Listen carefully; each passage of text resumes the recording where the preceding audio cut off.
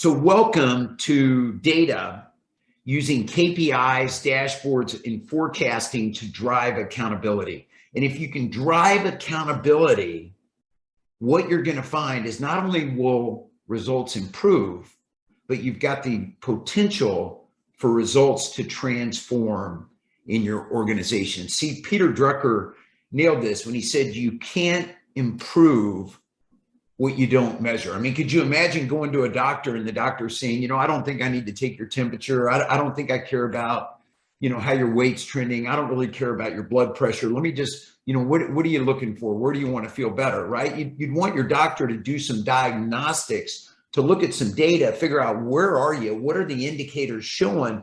And then what should he or she prescribe to help you make progress?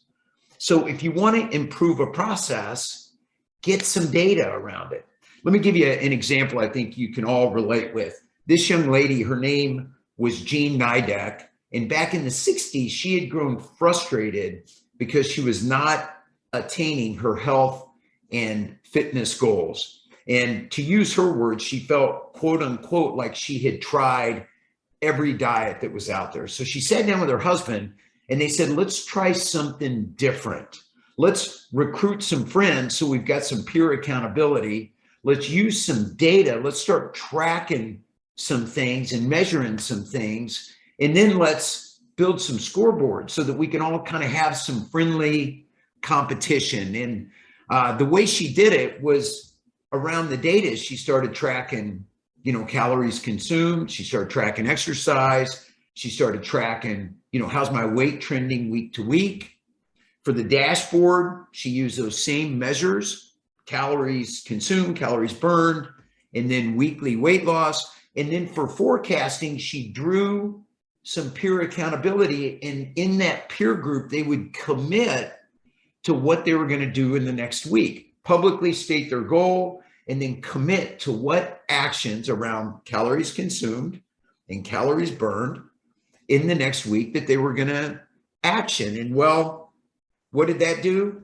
That created new habits. It built a habit of disciplined eating, disciplined exercise, and the results, Jean got a lot of them. This was a picture of her 5 years after that initial process started with her and her team. And it became so successful, other people wanted to know how the whole group, this little cohort, had gotten so much results that she started a company called Weight Watchers. Undoubtedly, many of you are familiar with the story, but she started it in 1963. By 1968, she had 5 million customers. And by 1978, Jean Nidek exited for a cool $71 million. So not only did she develop a healthy lifestyle, she also developed a very wealthy one. But the point here, and this is not a weight loss seminar, but the point here is how she took data, how she took dashboards, and how she took forecasting to transform the results of many men and women around the globe. And it wasn't the diet itself, right? I mean, her analysis was true. It wasn't the exact diet. It was the habits that had to change to drive the results. See, Aristotle got this right 2,000 years ago when he said, excellence is an art that's won by training and habituation. He said, we do not act rightly because we have, or because we were born with virtue or excellence, but we rather have those because we have acted rightly. He went on to say, we are what we repeatedly do. Excellence then is not an act, but a habit.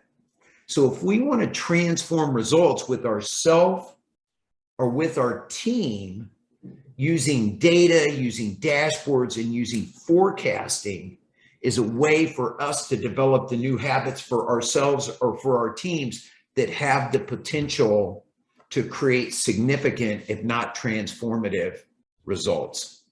So let's get on the same page real quick with some common vocabulary that's thrown around a lot and sometimes misunderstood. But a metric, you'll hear me use the word metric, and undoubtedly you've heard metrics before, but that is a measure of a business process status. And metrics provide data which may or may not be important to strategic objectives. So in an organization, there's hundreds, if not thousands, of potential metrics that you could track. What I'm going to encourage you to pay most attention to is a type of metric called a KPI, or a key performance indicator. And a KPI is an important metric that measures the progress of a priority. A KPI may measure results that are lagging measures, or data that may lead to a result that we call a leading indicator. So just quite simply, KPIs are the important measures to drive your business. And then a target, you'll hear me use this word target. Some of you may use the term goal, but a target is a lagging measure towards which effort is directed. Targets are oftentimes, in a business setting, they're financial and reported on monthly, quarterly, or annually. Targets ultimately determine the success of our company, our department, of a project, of a process, or an individual. And then a priority, you'll hear me use the term priority, or sometimes I use the term ROC, which is a scaling up term, but this is an important goal or strategic objective that is expected to be achieved over the planning period. So we set these goals every 90 days that we want to get done in that 90 days. And they are either measured by a percentage complete, like implementing a new piece of software, or by a KPI, like we want to move sales, or we want to move marketing, or we want to, reduce costs. And those are measured by, again, a KPI, a key performance indicator. Now, let me talk about these metric and these KPI types real quickly. There's leading indicators, and leading indicators allow us to look forward. They're predictive, and they can most commonly be measured either daily or weekly. And then there's lagging measures, which are also important. And these are typically tell us, are we on track? Have we hit a milestone? And lagging measures are measured most commonly weekly or monthly, and they report on past performance. Now, there is a reason the windshield in your car is 10 times bigger than the rear view mirror, and that's because in your car, you would crash if you were constantly looking backwards.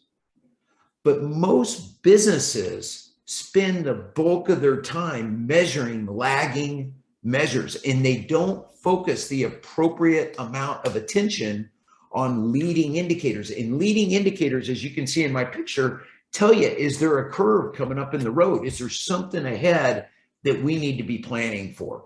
And my hope is out of today's webinar, you're going to see that, hey, there's some new leading indicators that we need to put in our organization, and back them up with some scoreboards, and back them up with some forecasting that could really help us see out into the future and better anticipate and respond to changes in the road, just like this driver's doing in my picture.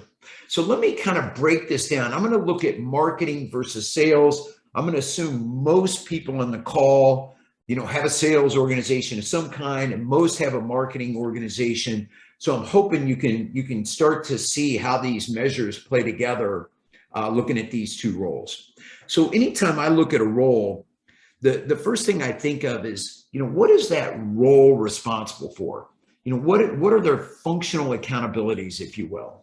And so with marketing, I think a marketing's job is to create demand, and they're to soften the sales cycle by building a brand. If you've got strong branding, you get pricing power, and you compress the sales cycle because the brand has built trust in the marketplace. And then I think of sales. So what's sales job? Well, sales job is to generate revenue, or I'm really working to focus my clients on gross profit. That's a whole nother seminar, but focusing on top line, and then converting marketing. We're spending money on marketing. So I want you to create top line, but I also want you to demonstrate that the money we're spending on marketing is good. So can you convert the leads that marketing is generating into customers? So let's assume that you buy into my vision, and those are the two functional accountabilities. So how might we set up some KPIs to help track these two functions in the organization? So again, marketing is accountable for creating demand and softening the sales cycle. So some things we might look for that would be what we call lagging measures would be leads. How many leads are being produced out of marketing? And better yet, how many marketing qualified leads? So marketing saying, this is a good lead, sales. It's your job to take it and convert it now. That's what an MQL is. And maybe they manage a marketing budget, I'd hope. So we also want to measure cost per lead, right? What's it costing us to generate that lead? So you say, okay, that at the end of the month or at the end of the quarter, that's what they're accountable for. And we could put some measures on that and set some standards and start tracking that progress. But what are some leading indicators? So the leading indicators might be website traffic, or they might be content downloads, right? Like, so how many downloads are we getting? And those downloads then convert into leads. So they become a predictor of how many leads we're going to generate month to month, quarter to quarter. Now on the sales side, sales is accountable for revenue and gross profit. And as I mentioned earlier, their job is to convert those leads into customers. So their lagging measures might be something like revenue or gross, or better yet, gross profit generated, right? Month to month, quarter to quarter. Another good lagging measure might be MQL to client conversion ratio. So what percentage of those leads is your sales team taking and converting? The other thing that this kind of design of KPIs does is it creates a working relationship and a little bit of tension between sales and marketing, which can use those two to help both raise each other's standards. Again, something that is worthwhile really debating as you look at the processes through your organization. And so some good lead measures for sales should center around activity. So maybe first meetings or new prospects in the pipeline or proposals delivered, right? So, sales is an activity business. So if the activity dips, then probably sales are going to dip.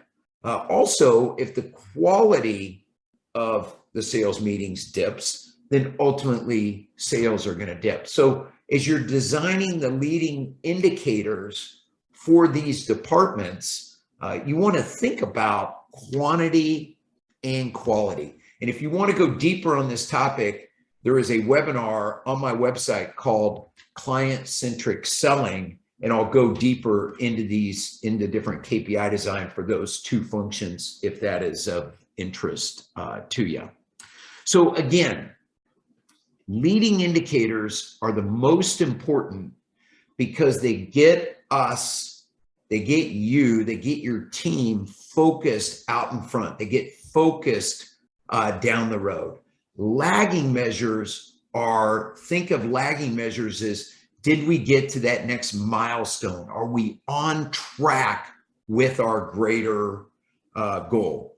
Now, leading indicators, kind of the stress test on these is they should be predictive of achieving the goal. So we should be able to show correlation between, the success of the leading indicator and then ultimately hitting the lagging measure or hitting the goal. And most often, not always, but most often, the best leading indicators are highly influenceable, if not controllable, by either you or by the team that you're leading, depending on where you're designing the systems for. So it's very much in the control. So let me go back to Gene Nidek. If you think about weight loss, what's in my control, what's a leading indicator would be calories consumed per day and exercise, right? There's nothing that gets in the way of those two KPIs other than my discipline to follow through and do them. A lagging measure is, did I actually lose the weight? And I can't make the weight come off. So that's within my influence, but not necessarily 100% within my control. So when we're designing processes, when we're designing KPIs for the team, the focus on the lead measures is where the magic happens. And then it must be measurable. We need to be able to count them, right? We need to be able to log how many of these we have. And so that's the art in designing good KPIs, leading indicators and lagging measures. Now it helps to kind of level set around this circle of control. And the circle of control says there's things that are 100% in my control. Again, like calories consumed, calories burned in my exercise or my story that I started with. Then there's things that are within our influence. So think of in control as leading indicators. Within my influence is lagging measures. So in my opening story, that would be weight loss. With sales, what's in my control are the activity metrics and KPIs. What's in my influence is actually closing the sale. And then there's things that we focus on that are completely out of our control. So wisdom comes from knowing the difference and using that wisdom to focus yourself and your team on what is in our control. What can we control? And driving that daily discipline. And then trusting what's in our influence, knowing that if we focus on the things that are within our control, maybe not week to week, month to month, but over the long haul, we're going to deliver on the commitments that we have for our lagging measures. And then doing everything in our power to avoid being distracted by the things that are out of our control. And my experience has shown me that when we're successful at doing this for ourselves as well as for our teams, what's in our control seems to expand. What's within our influence seems to expand. And pretty soon, what we perceive as being out of our control becomes very, very small. Let me give you an example. A friend of mine ran a company that produced sandwiches for 7-Eleven, which is a convenience store chain. And there was variability, a lot of variability in the number of sandwiches they would sell every day. And it didn't take them long to figure out that that variability was driven by the weather. Now, some people would say, well, weather is completely out of our control. We can't control the weather. And you're right, it is. You can't control the weather. But you can leverage the weather to impact your thinking around your forecast so that you can adjust the amount of sandwiches that you make day to day, week to week, based on your prediction of how many you're gonna sell. And so that's why it's important to get your team kind of focused around in our control, in our influence, out of our control, and building intuition to use those different categories of information to strengthen the forecast, which we'll get to here in a minute. So this slide gives you an example of some different leading and lagging measures. I've got some around employees, employee surveys, great lagging measure, retention, great lagging measure, internal promotions, lagging measure, A players hired, leading indicator, time to fill on positions, leading indicator. With clients, again, surveys, net promoter score, lagging measures, brand promise indicators, kept promise indicators, in many cases, lagging measures, complaints, lagging retention, lagging referrals can be leading. Shareholders, make buy, that's your operations, cost per unit, defects per unit, on-time deliveries. That's going to definitely impact, client satisfaction, labor efficiency can be a leading indicator to gross profit. Units per hour is a measure of productivity, which can be a leading indicator to gross profit or profitability for the period. And we've talked about marketing and sales. So if you have questions, like what should be some KPIs that I should consider, I think Google is a fantastic resource. There's been so much written on this topic. It's a great place to go. Of course, I'd love to be a resource for you as well. So let's talk about now. So we've got our leading indicators, we've got our lagging measures. How do we present it? How do we make this visible to our team? And E.O. Wilson, I think, just nailed this concept when he said, we're drowning in information and we're starving for wisdom. And I believe this is becoming more and more the issue is systems and automation and analytics are making data more and more available to us. We've got to be careful, because EO went on to say the world henceforth will be run by synthesizers, people able to put together the right information at the right time, think critically about it, and make important choices wisely. So it's not about tracking more data.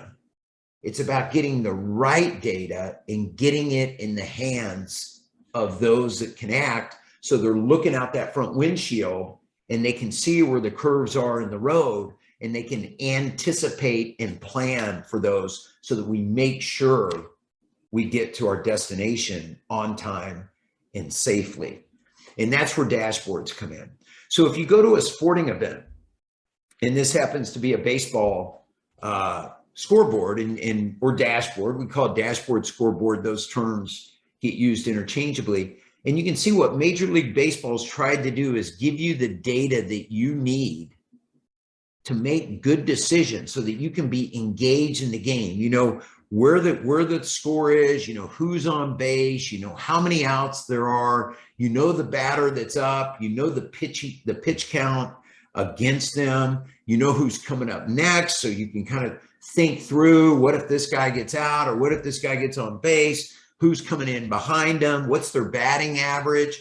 So it's giving you in really a pretty concise little dashboard, the news or the information that you need to be engaged in the game. And that's what we want to do. So the benefits of a well-designed dashboard are as follows. They present, number one, they present that right information at the right time. Number two, they improve the decision-making of you and improve the decision-making of the team. Number three, they drive accountability, right? I'm responsible. This batter that's coming up knows I got to get on base. If we're gonna advance this game, I got to take this at bat seriously. And here needs to be my strategy based on the situation to help advance my team so we win. We want your employees thinking the same thing. What do I need to do to advance my performance or my team's performance so we win? They empower the team to self-manage. I'm going to expand on this here in just a minute. And they facilitate gamification. They make it fun where we can have some friendly competition amongst ourselves. So this is an example of a dashboard that most of my clients have. This system, it's called Align, and you can see it tracks a handful of important measures. It uses a red, yellow, green, and super green as kind of a methodology to present. Are we, green is we're on track or hitting our targets. Super green is we're ahead. Yellow is, hey, we're off a little. And red is, man, we got a problem here. And if you look down below that, you can see company priority insights. So you can take your company priorities for the period and log them in here. And if you look, you'll see there's 13 or 14 weeks in a quarter. And it's showing us how has the owner of that priority forecasted. There's this forecasting word again. Forecasted the performance of that priority. And you'll see that they all started off as, hey, we can't be 100% assured, but quickly into the quarter, a couple of them said, hey, I feel strongly we're going to nail this priority. So count it green. We're getting this priority done. Some of them said, hey, still a little unsure, not a guarantee. One said, hey, we got a challenge here. We got to get this back on track. I've run into a traffic jam on the road to our destination. I'm stuck. I need some help. And that's what you want in the team, is to facilitate that kind of decision-making and that kind of commitment to delivering for the company. Here's a client of mine down in Houston. He's sitting with one of his team members and they're looking at the dashboard publicly displayed in an office and talking about, okay, what do we need to do next? Where are we on track? Where do we need to respond? Now, the same client took that methodology and went to Office Max and had them create a grease board. And you can see kind of the red, yellow, green, super green. You can see the little dot in the middle, the dials he creates.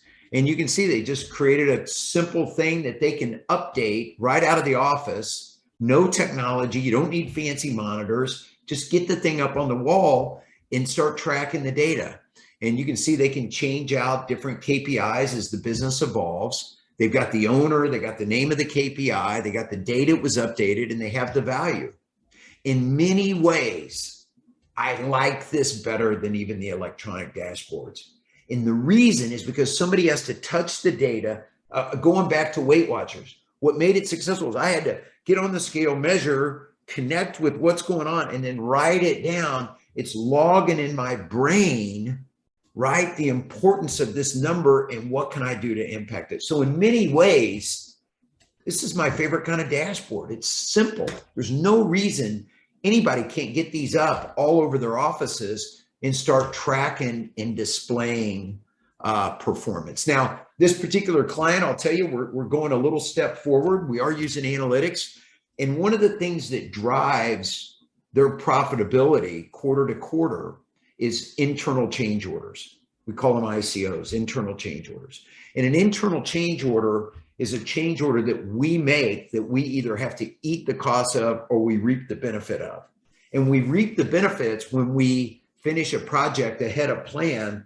That creates an internal change order that generates profit for the plan. So if you look on here and you see ICO cost by branch, those to the left have created positive ICOs. So that means they're ahead of plan.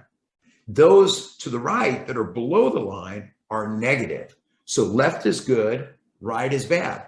You can look at that in a heartbeat and say, boy, that branch on the right needs to get to the branch on the left and figure out what they're doing different. And that is exactly what's happening. And that's what we call gamification, right? Branch on the right says, wow, I'm not doing good in this area. Branch on the left is, let me pick up the phone and call them. And the culture is created such that there's this brainstorming on how can we help each other. And the reason they want to help each other is because this is not the only KPI that's tracked. There's about a half a dozen of them. So where one branch may excel in one area, maybe they're lower in another, and maybe the branch that's low on ICOs can help them. Maybe it has to do with how they're leveraging collections, how they're managing their working capital. Maybe it's, customer satisfaction. These different metrics, there's different levels of performance across the branches. So we call this best practice demonstrated, right? So who's demonstrating best results in that category? And can we get them working together as a team to raise everybody's performance? That's what happens when you can gamify the KPIs. Now, you may be curious, the one in the middle is ICO cost by project manager. Again, project managers on the bottom are getting with project managers on the top and saying, hey, what are you doing? How can I learn from you? How can I get better? And then the one on the far right is ICO cost by client. And so why is that important? Well, now we can get sales involved and say, sales, how can you help us? How can you help us set better expectations? How can we help better analyze? Maybe part of this is a client issue, and maybe we need to be thinking about, are these clients that we want to aggressively pursue work with or not? So again, using the data, taking a lot of data that this client has and getting it down to the simple things that are most important in driving the business. Another simple type of scorecard, I've got a client that's gone in, you can see they track monthly performance against year to date. You can see real clearly on this one, they're ahead of plan. You can see the ebb and flow month to month, and they've got about a dozen KPIs that make up their report. So building dashboards, people get in their minds that it's this, they see a beautiful one and think, I want mine to look like that Colorado Rockies dashboard. And my advice is keep it simple. I love the grease board. I love people just getting up and writing stuff in. in many ways, that old school method, even in the high-tech world we're in today, I think is still one of the best. And some of you may say, yeah, but I've got people that are spread all over. Well, you know what? Write it on a grease board, take a picture of it and put it up in your intranet or in some place that they can see it in your war room, in your electronic war room, where people can see those and keep up to date with the action of what's going on with the company and be challenged by the stack ranking of where they compare to others, to be constantly focused on those lead measures that can lead to superior results. So let's talk about forecasting. So the forecasting, and by the way, I see somebody just lobbed a question in here. So I'm going to get to the questions at the end. So hang tight. So forecasting. So forecasting is looking out ahead, and it's important because as HBR, Harvard Business Review recently reported, data shows that 82% of managers acknowledge they have limited to no ability to hold others accountable successfully. This article went on to say 91% of employees would say that effectively holding others accountable is one of their company's top leadership development needs. And I'm going to argue that when you start forecasting, you become associated with the data. You just internalize it at a different level. So let's kind of hit the benefits real quick. Number one, effective forward forecasting eliminates surprises for the person forecasting as well as for leadership. Number two, it enables the person doing the forecasting as well as the department head or the organization head to be more proactive. I see a turn coming in the road, let's hit the brakes. I see straight lanes ahead and blue skies, let's pump the gas a little bit. I see a wreck up ahead, I know I've got to find an alternative route. We got a problem, let's get together and problem solve. The farther out in advance we can see that, the higher the probability we can deal with it and either stay on track or get back on track. It encourages the person doing the forecasting to consider cause and effect.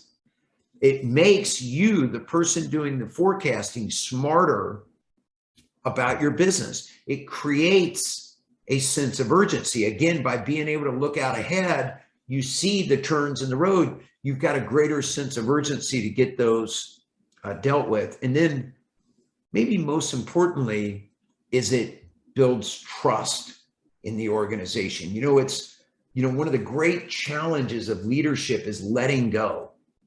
And the reason it's hard to let go is because we've got to trust somebody to let go and know that they're going to deliver the results, to empower them to deliver the results. Forecasting makes it easier to let go. And Stephen Covey, in all his brilliance, gave this quote that I think sums this up. He said, when you make a commitment, and a forecast is a commitment, you create hope. And when you keep that commitment, you build trust. So if I tell you this is what I'm going to do, and then I do it, you're like, oh, okay, Mark, hey, Mark delivered. I do it in the next period. Here's what I'm going to do. And I do it. You're like, wow, 3, 4, pretty soon that cycle, pretty soon it's, hey, when Mark says he's going to do something, he gets it done. I don't need to worry about Mark, right? It takes that stress away from you. And so getting your team to forecast to you what they're going to get done on a weekly, monthly, or quarterly basis can build the trust in the organization that's necessary to really transform performance. So forecasting. Now, sometimes I get this pushback, but Mark, how do I know? There's just too many things that are out of my control. And you know what? There probably is. I mean, there probably is. But I love this quote from Jack Stack. I think that it sums this up really, really nicely. He said, it's not your job to predict the future, but it is your job to influence it. And see, you take data plus assumption times repetition equals accuracy. Said another way, the more you do this stuff, and you're never going to be perfect, right? But the more you and your team do this, the better you understand the data. Getting back to the data, the better you understand the assumptions, right? The knowledge, the intuition, the gut instinct that says, the weather forecast says it's going to be rainy next week. That's going to hurt our ability to make the progress we want to make on this construction project. You know what? I better kind of readjust my forecast. I've got we're predicting a recession coming ahead. Maybe I need to be thinking deeper about how that could impact my numbers and impact demand for our company. See, it forces you to think more ahead. And the first time you do it, you and your team may not be very good, and you may miss a lot of your numbers, or you may find, we're able to hit it. I was just with a client yesterday that just implemented this in their sales team. They had the best quarter they've had in a long time. And a lot of it was the number of people that hit their forecast. And so this forecasting, by the way, this isn't limited just to sales, right? This is operations, this is finance, this is customer service, other parts of the organization as well. So how do we do it? So Mark, how do we do this forecasting thing?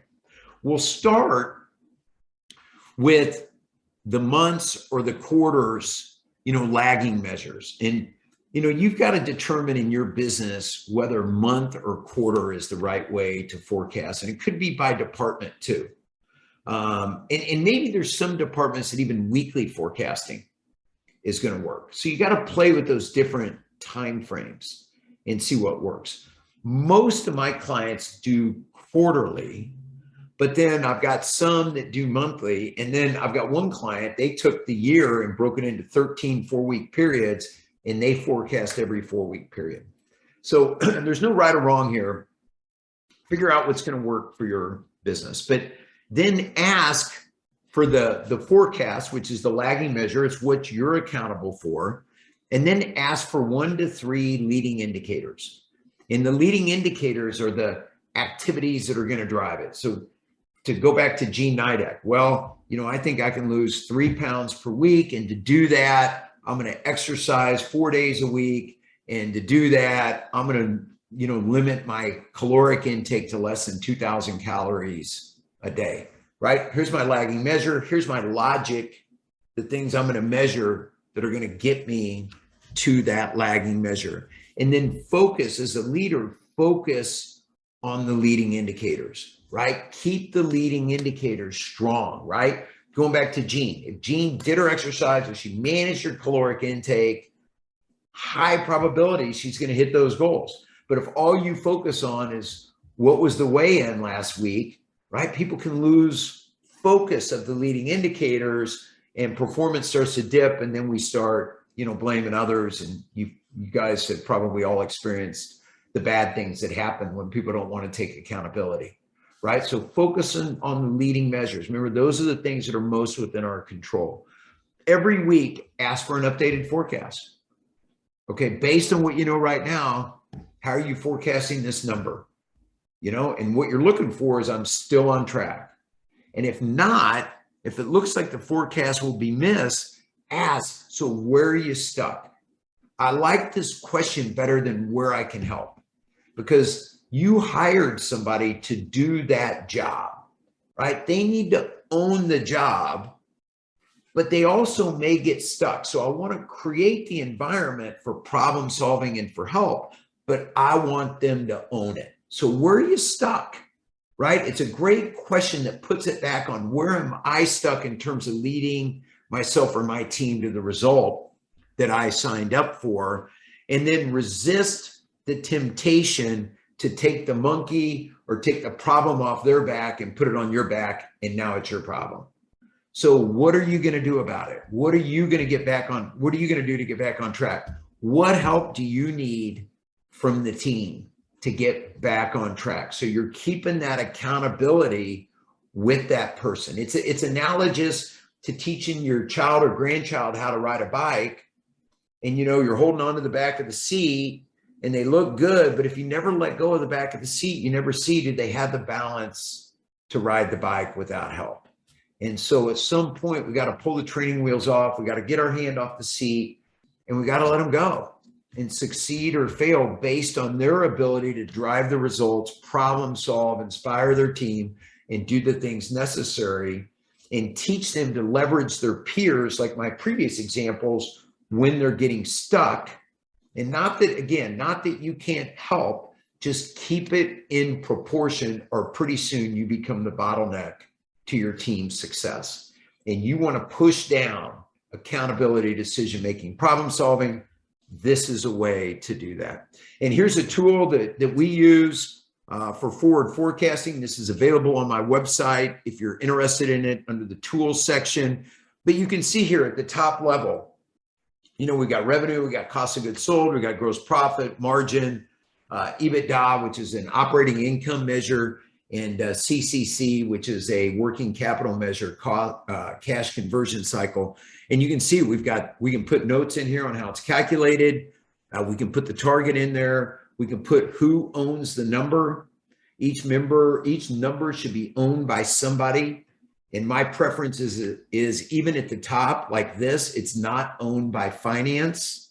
Finance may own one or two, but I want the person whose department could have the most influence over that number to own that number. So they're going and doing the research. They're finding the data. They're developing the intuition of how to forecast it. You can see here, we got 1, 2, 3, 4 forecasts each week. Then we get the final for the month, actual quarter to date against plan, and where's our variance. So this is a discipline. You can take this spreadsheet and modify it. It can work in a lot of different scenarios, but it's easy to get started with targets and get started tracking the forecasting. So in summary, starting at the executive team level, assign 2 to 3 leading indicators and lagging measures to each team member. Now, I recommend starting at the executive level because it will help you understand how these work, and sometimes how difficult it is to get at the right lagging measures and the right leading indicators.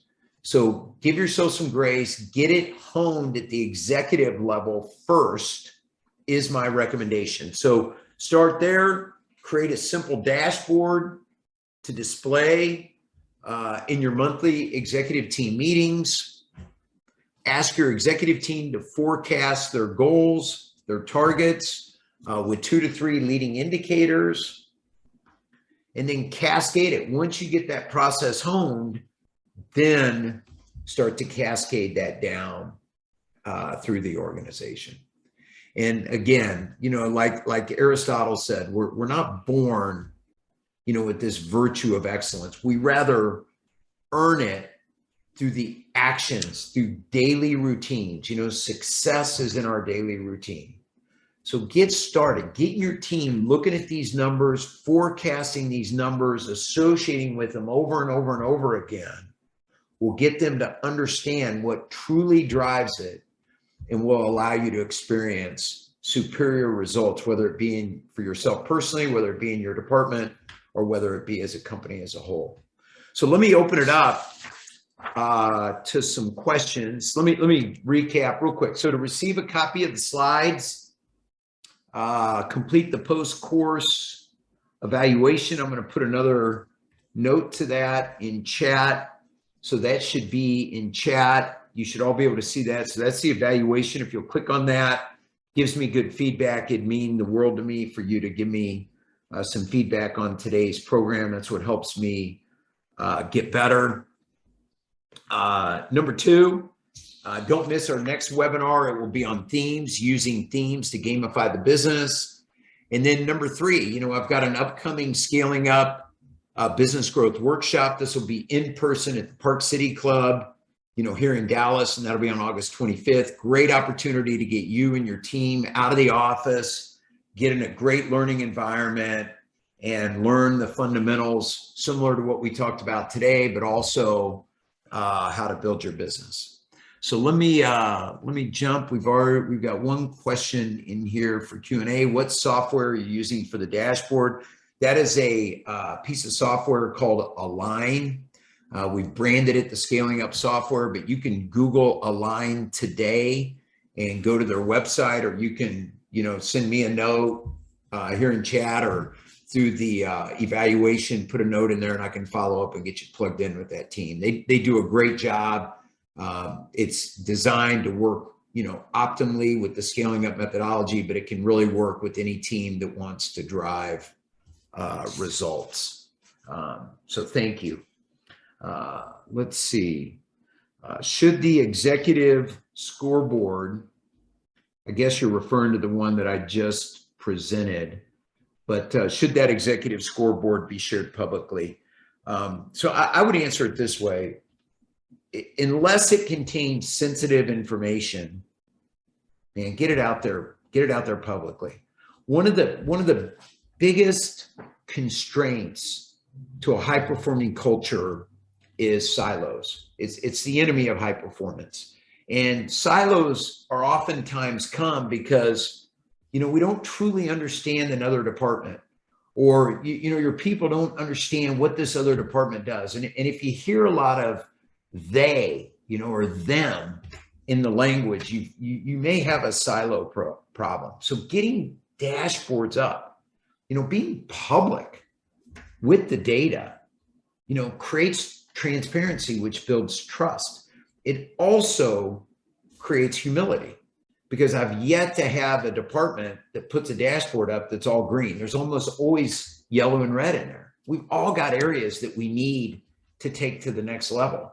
You could have a chain that could hold a ton, and a ton is a lot of weight. But you know what? If you put 2, 3, or 4 tons on there, that chain is eventually going to break, and it's going to break at the weakest link. And so we always need to be focusing on where is the weakest link in our department or in our process, and let's fix it. So having some yellow and red on your dashboard just demonstrates we got areas we're working on, right? We're pushing it, right? We're improving, constant and never-ending improvement. Good question. Good question. Let's see. How many scoreboards does an organization need? Well, that's another great question. The great thing with the Align software is you can create unlimited scoreboards for every department. So I showed you just the main company scoreboard, but every team can have their own scoreboard, and it can link. You can see the company scoreboard, see our team scoreboard. But here's what I'd, to be more specific, I'd say, get a company scoreboard first. Get that up, get it displayed, get it where people can see. Go back to my baseball picture of the scoreboard, where people can follow along with the action, right? And be involved in the action. And then set a goal to get a scoreboard up for every department. So challenge every department lead to develop their scoreboard and to get their scoreboard up. I don't care if it's a grease board, like the example I showed you, or if it's the Align software, if it's something else, but get the results up so that people can walk through the office or log into that area or see it in some virtual environment and see how the team is performing. Great questions. Great questions. Anything else? Anything else? Well, please click on the evaluation. My contact information is on the slide. You can see it there. That's my cell phone if you want to call me or shoot me a text. Love to help you any way I can. It means the world to me that you attended today. My team told me I was crazy doing this on the Friday before the 4th of July. But unfortunately, this was the only time in my schedule I can make it work. So I'm really feel blessed that we had such great turnout today. So thank you very much for being here. I don't see any other questions, so I'm going to let you guys go. But go to my website. I'm going to have next webinar up soon. Fill out the survey, and then if I can answer any questions, reach out to me. So thank you very much. Have a great weekend and keep scaling.